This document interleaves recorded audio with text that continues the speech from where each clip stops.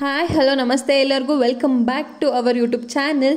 ನೀವು ಸೀನರಿನ ನೋಡಿಬಿಟ್ಟು ಆಲ್ರೆಡಿ ನಿಮಗೊಂದು ಐಡಿಯಾ ಬಂದಿರ್ಬೋದು ನಾವು ಯಾವ ಕಡೆ ಹೋಗಿದ್ವಿ ಅಂತ. ನಾವು ಹೋಗಿದ್ದು ಮಲೆನಾಡು ಸೈಡ್ಗೆ ಸಕಲೇಶ್ಪುರಕ್ಕೆ ಹೋಗಿದ್ವಿ. ನಮ್ಮ ಅತ್ತೆ ಮಗನ ಮದುವೆ ಇತ್ತು. ಸೊ ಹಾಗಾಗಿ ಮದುವೆ ಎಲ್ಲ ಮುಗಿಸ್ಕೊಂಡು ಆರಾಮಾಗಿ ಎಂಜಾಯ್ ಮಾಡ್ಕೊಂಡು ಬರೋಣ ಅಂತ ಹೋಗಿದ್ವಿ.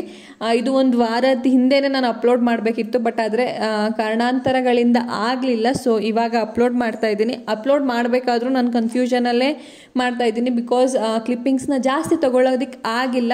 ಯಾಕೆಂದರೆ ಲೇಖಾಂಶ್ ಮದುವೆಲಂತೂ ನನ್ನ ಕೈ ಬಿಡಲೇ ಇಲ್ಲ. ಫುಲ್ ಅಳೋದು, ಹಿಂಸೆ, ಕಿರಿಕಿರಿ ಮಾಡ್ತಾ ಇದ್ದ. ಯಾಕೆಂದರೆ ಸೆಕೆ ಬಿಸಿಲಿಗೆಲ್ಲ ಫುಲ್ ಅವನು ಅಳ್ತಾ ಇದ್ದ. ಮತ್ತು ಯಾರ ಹತ್ರನೂ ಹೋಗ್ತಾ ಇರಲಿಲ್ಲ. ನನಗೆ ಏನೂ ಕ್ಲಿಪ್ಪಿಂಗ್ಸ್ ತೊಗೊಳಕ್ಕಾಗಲಿಲ್ಲ. ಏನೇನೋ ವಿಡಿಯೋ ಮಾಡಬೇಕಂತ ಎಲ್ಲ ಫುಲ್ ಐಡಿಯಾ ಮಾಡ್ಕೊಂಡಿದ್ವಿ, ಬಟ್ ಆದರೆ ಅದು ಯಾವುದೂ ಆಗಲಿಲ್ಲ, ಎಲ್ಲ ಫ್ಲಾಪ್ ಆಯಿತು. ಸೊ ಹಾಗಾಗಿ ಎಷ್ಟು ಸಾಧ್ಯನೋ, ಎಷ್ಟು ಕ್ಲಿಪ್ಪಿಂಗ್ಸ್ ಇದೆಯೋ ಅದರಲ್ಲೇ ನಾನು ವಿಡಿಯೋ ಮಾಡೋದಕ್ಕೆ ಟ್ರೈ ಮಾಡ್ತಾ ಇದ್ದೀನಿ.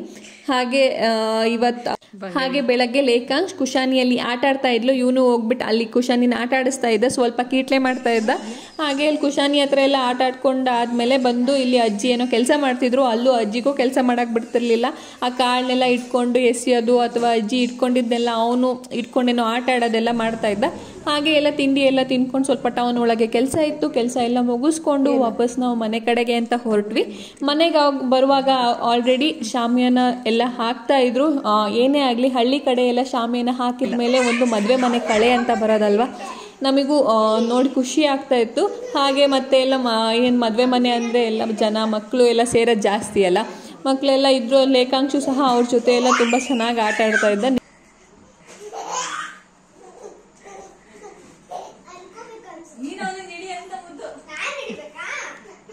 ಬಂದೆ ಬಂದೆ ಅನ್ನೋ ಬಂದೆ ಬಂದೆ ಬಂದೆ ಇಟ್ಕೊಂಡು ಹಾಗೆ ನೆಕ್ಸ್ಟ್ ಡೇ ಮಾರ್ನಿಂಗ್ ಚಪ್ರದ ಪೂಜೆ ಇತ್ತು. ಮತ್ತು ಹಸೆ ಗಂಡು ಮಾಡೋದು ಅಂತಲೂ ಹೇಳ್ತಾರೆ. ಪೂಜೆ ಇದ್ದಿದ್ದರಿಂದ ಮುಂದೆ ಬಾಗಿಲು ಮುಂದೆ ಚಪ್ರನ ಕಟ್ತಿದ್ದಾರೆ. 4 ಸುತ್ತು ಕಂಬ ಮತ್ತು ಒಂದು ಮಧ್ಯದಲ್ಲಿ ಕಂಬನ ನೆಟ್ಬಿಟ್ಟು ಅದಕ್ಕೆಲ್ಲ ಫುಲ್ಲು ಮಾವಿನ ಎಲೆಯಿಂದ ಸುತ್ತುತ್ತಾರೆ. ಮತ್ತು ಮೇಲೆ ಚಪ್ರಕ್ಕೆಲ್ಲ ತೆಂಗಿನ ಗರಿಯಿಂದನೂ ಹಾಕ್ತಾರೆ. ಮತ್ತು ಮಾವಿನ ಎಲೆನೂ ಸ್ವಲ್ಪ ಸಿಗಿಸ್ತಾರೆ. ಹೂವೆಲ್ಲ ಹಾಕಿಬಿಟ್ಟು ತುಂಬ ಚೆನ್ನಾಗಿ ಕಾಣೋ ರೀತಿ ಮಾಡ್ತಾರೆ. ಹಾಗೆ ಹಸೆನೂ ಇರೋದ್ರಿಂದ ನಾವೆಲ್ಲ ಫುಲ್ ರೆಡಿ ಆಗ್ತಾ ಇದ್ವಿ ಹಸೆ ಶಾಸ್ತ್ರಕ್ಕೆ ಎಲ್ಲ. ಅಷ್ಟೊತ್ತಿಗೆ ಹಸೆನೂ ಸ್ಟಾರ್ಟ್ ಆಯಿತು. ಅಕ್ಕಿ ಕಾಳಿನಲ್ಲಿ ಹಸೆನ ಬರೀತಾರೆ. ಫುಲ್ ಒಂದು ಹಿಂದೆ ಅಜ್ಜಿದಿರು, ನಮ್ಮ ಕಡೆ ಎಲ್ಲ ಅಜ್ಜಿದಿರೆಲ್ಲ ಹಸೆ ಬರೆಯೋದೆಲ್ಲ ಫುಲ್ ಫೇಮಸ್ಸು. ಅಜ್ಜಿದಿರೆಲ್ಲ ಸೇರಿಕೊಂಡು ಈ ಥರ ಎಲ್ಲ ಹಸೆ ಬರೀತಾರೆ. ಫುಲ್ ಅಕ್ಕಿ ಕಾಳಿಂದನೇ ಮಾಡೋದು.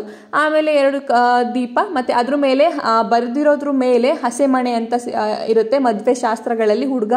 ಹುಡುಗಿನ ಕೂರಿಸೋದಿಕ್ಕೆ ಅಂತ ಮಾಡೋದು. ಹಸೆ ಮಣೆ ಇಟ್ಬಿಟ್ಟು ಅದ್ರ ಮೇಲೆ ಒಂದು ಕರೆ ಕಂಬಳಿ ಅಂತ, ಅದು ಹಿಂದಿಂದೆಲ್ಲ ಶಾಸ್ತ್ರ ಇದೆ. ಅದನ್ನು ಇಟ್ಬಿಟ್ಟು ಹುಡುಗನ್ನ ಕೂರಿಸಿ ಎಲ್ಲರೂ ಬಂದಿರೋರು ಎಲ್ಲ ಹುಡುಗಂಗೆ ಅರಿಶಿನ ಕುಂಕುಮ ಇಟ್ಟು ಆರತಿ ಮಾಡಿ ಅವನಿಗೆ ಆ ಥರ ಒಂದು ಶಾಸ್ತ್ರ ಇದು ಹಸೆ ಮಾಡೋದು, ಗಂಡು ಮಾಡೋದು ಅಂತ ಹೇಳ್ತಾರೆ. ಅವತ್ತಿನಿಂದ ಅವನಿಗೆ ಅರಿಶಿನ ಶಾಸ್ತ್ರ ಎಲ್ಲ ಮಾಡಿದ್ರಿಂದ ಅವನ್ನ ಮತ್ತೆ ಎಲ್ಲೂ ಹೊರಗಡೆ ಮದುವೆ ಮುಗಿಯೋವರೆಗೂ ಅವನ್ನ ಎಲ್ಲೂ ಕಳಿಸೋದಿಲ್ಲ. ಮತ್ತು ಅವತ್ತು ಕಂಕಣ ಎಲ್ಲ ಕಟ್ಟಿಸ್ಕೊಳ್ತಾರೆ, ಅಂದರೆ ಶಾಸ್ತ್ರಕ್ಕೆ ಸೇರೋರು, ಶಾಸ್ತ್ರ ಮಾಡೋರು ಅಂತ. ಅದನ್ನು ನೋಡ್ಕೊಂಡು ಲೇಖಾಂಶು ಫುಲ್ ಎಲ್ಲ ನನ್ನನ್ನು ಇಲ್ಲ ಅಮ್ಮ ಎತ್ಕೋ ಅಂತ ಫುಲ್ ಅಳ್ತಾ ಇದ್ದ. ಅವತ್ತು ಫುಲ್ಲು ಹಿಂಸೆ. ಅವತ್ತು ಫುಲ್ ಅಂದರೆ ತುಂಬ ಬಿಸಿಲಿತ್ತು. ಅವನಿಗೂ ಸೆಕೆ, ಮಕ್ಕಳು ಅಂತೂ ಫುಲ್ ಜನ ಬೇರೆ ಅಲ್ವಾ, ಅದು ಬೇರೆ ಸಖತ್ ಹಿಂಸೆ ಆಗ್ತಾ ಇತ್ತು. ಅವ್ನು ಎತ್ಕೊಳ್ಳಿಲ್ಲ ಅಂತ ಅಲ್ಲಲ್ಲೇ ಕುತ್ಕೊಂಡು ಬಿದ್ದೆಲ್ಲ ಅಳೋದೆಲ್ಲ ಸ್ಟಾರ್ಟ್ ಮಾಡ್ತಿದ್ದ. ಯಪ್ಪ ನನಗಂತೂ ಫುಲ್ ಹಿಂಸೆ ಆಗಿಬಿಡ್ತು ಮದುವೆಲಂತೂ. ಅವ್ನು ಯಾರು ಎತ್ಕೊಂಡ್ರೂ ಹೋಗ್ತಾ ಇರಲಿಲ್ಲ. ನೆಕ್ಸ್ಟ್ ಅದೇನು ಅವ್ನು ಎತ್ಕೊಂಡೆ ಮತ್ತೆ ಎಲ್ಲ ಕಡೆ ಹೋಗ್ತಾ ಇದ್ವಿ.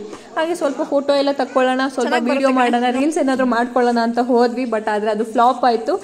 ಮಾಡೋದಕ್ಕೆ ಆಗಲಿಲ್ಲ. ಸ್ವಲ್ಪ ಕಾರಣಗಳಿಂದ ಮಾಡೋದಕ್ಕಾಗಲಿಲ್ಲ. ಅಂತೂ ಪ್ರಾಕ್ಟೀಸ್ ಮಾಡಿದ್ವಿ.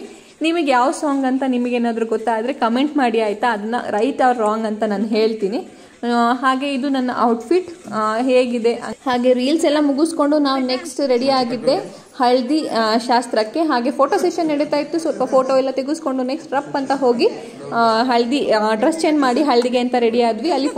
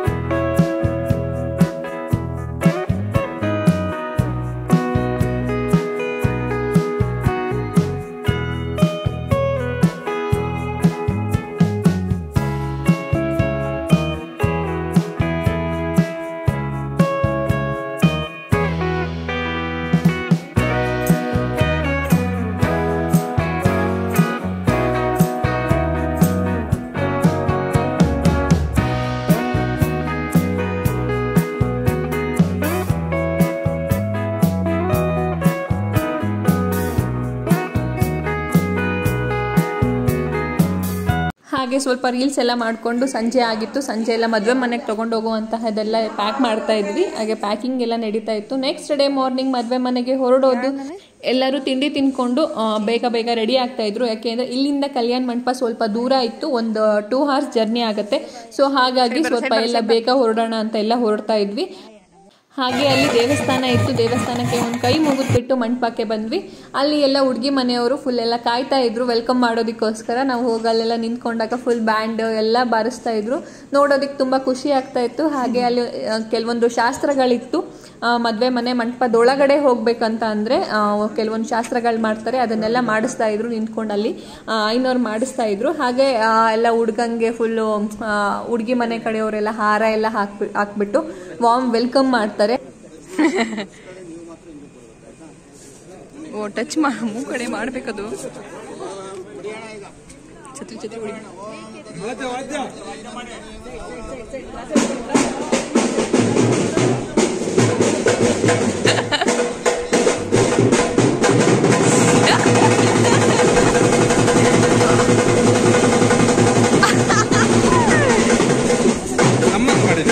ಇಲ್ಲ ಈ ಕಡೆ ಬೇರೆ ಈ ಕಡೆ